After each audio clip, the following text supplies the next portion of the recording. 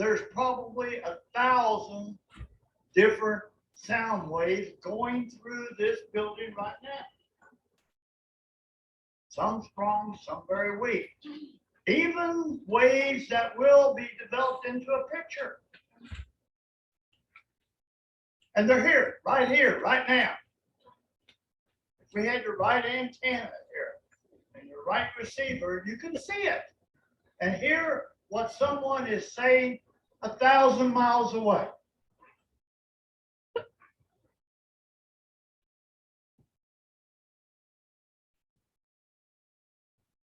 And that's how sound works.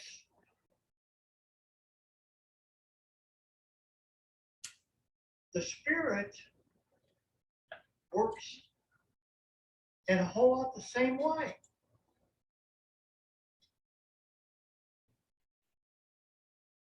It's all according to you, what place you are in, to what you can receive from the Spirit or a spirit.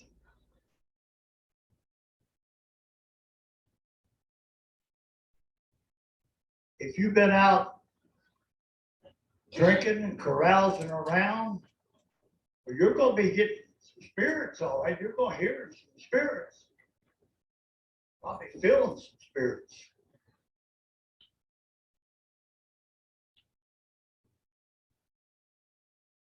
But if you are prayed up, if you have been prayed, and you've had your mind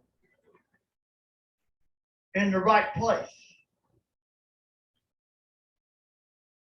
the spirit that you hear will be that spirit that's living inside you. It's supposed to be.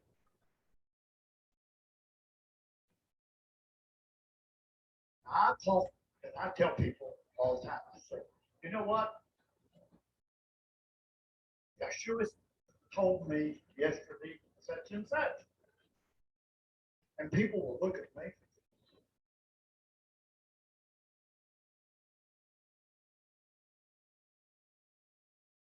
I have conversations with Yeshua every day. I have a one I try to start off with in the morning, praising him and worshiping him. But I have conversations with him all day long. When I get in the car and drive someplace, I'm talking to him and he's talking to me. I call that a conversation. And if that's not working with you,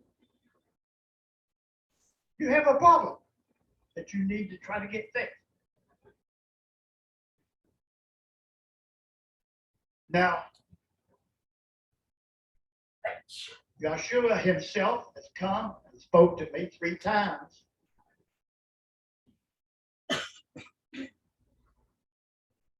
And it's an amazing experience.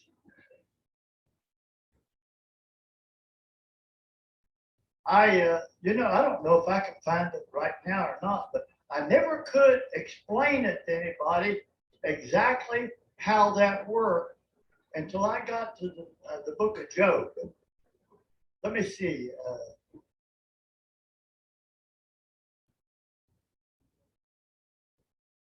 I can find Job.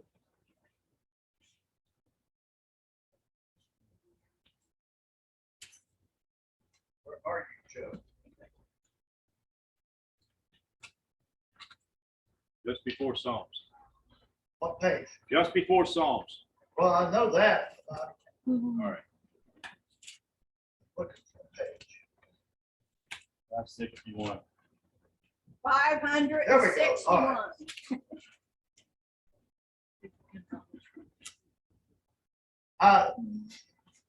This happened to me 3 times. And I never was really able to explain it to people how it happened. Until I read this. It's in the 4th chapter of Job. And one of Job's comforter is talking.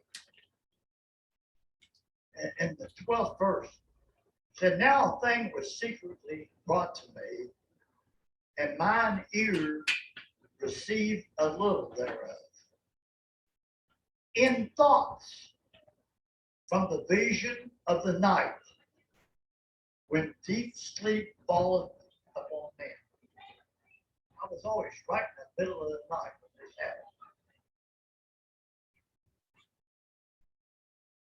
Fear came upon me, and trembling, which made all my bones shake.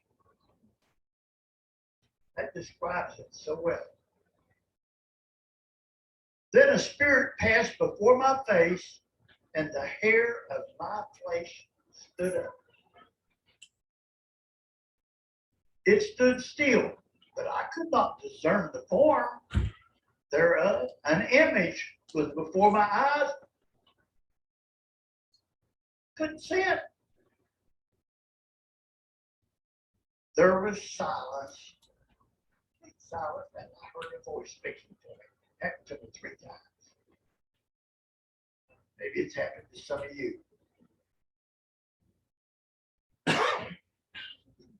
Very, very earth-shaking to me. But the reason I'm telling you this is because we really need to hear from the Spirit. Now, things that's bothered me in the past is why we can't, as a whole, what I mean as a whole, I'm talking about the whole sacred name movement. Why we can't be together in understanding. In fact, for instance, today we are honoring the first day of Tabernacle. Tomorrow, there'll be other people who are believers will be honoring the first day of Tabernacle. And the day following, believers, people we love, some that are here usually, will be keeping the first day of Tabernacle. It's always bothered me. Now, the system we have used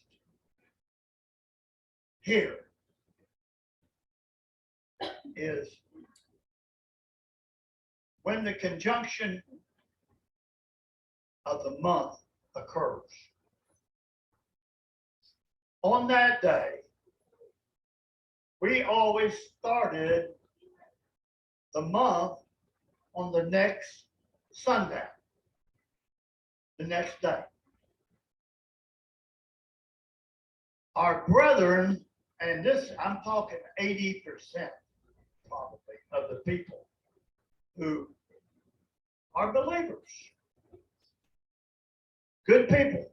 We love them. 80% of them think that they have to see the light of the moon before they can start their month.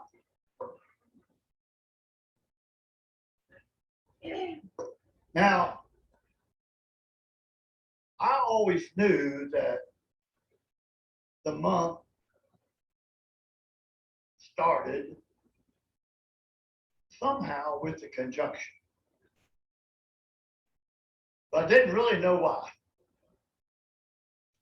And this year, when I set up the calendar, the Spirit told me to set it up with the conjunction.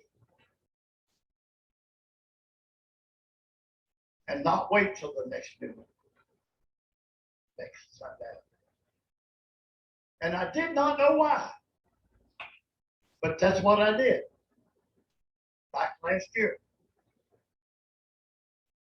I didn't tell anybody how I was doing it. I just simply put the calendar out and said, this is it. And we've all honored it. I appreciate it, the fact that you have.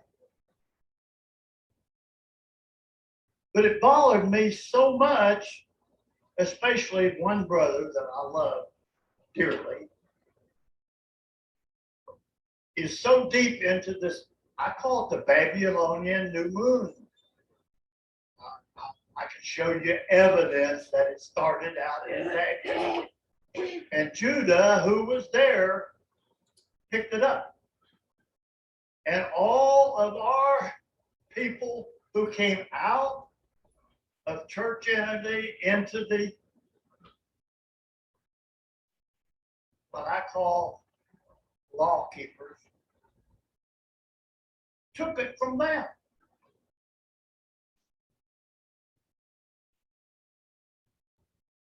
So I've had many conversations on this.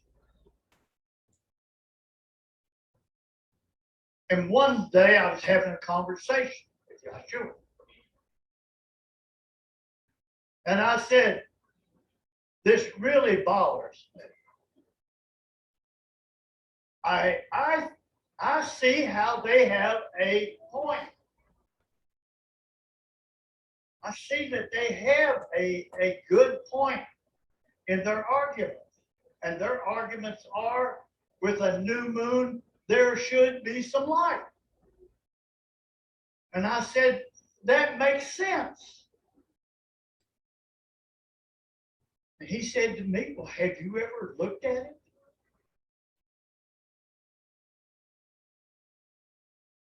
I said, well, no. And you know, that what he said to me went through my head. It kept going through my head. And the next couple of days, I had to get in and look at it. And come to find out, the word new moon are never in the Torah. Never. Not in the Hebrew. It always says month, new month. And then I went to Numbers chapter 28.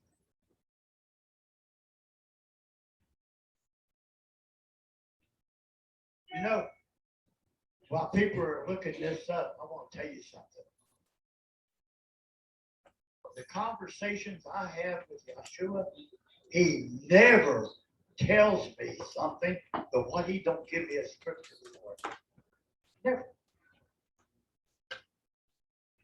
If he tells you something and it's not backed up with scripture, better check it out. You better check yourself out. Am I really tuned in to the right channel? Am I really hearing from the master?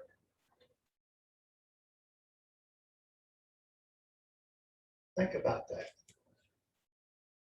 So I went to Numbers, and this is a chapter that really made it clear to me. This is what he gave me. Chapter 28, verse 11. And in the beginning of your month, nothing at all about a new moon. In the beginning of your month, that's when you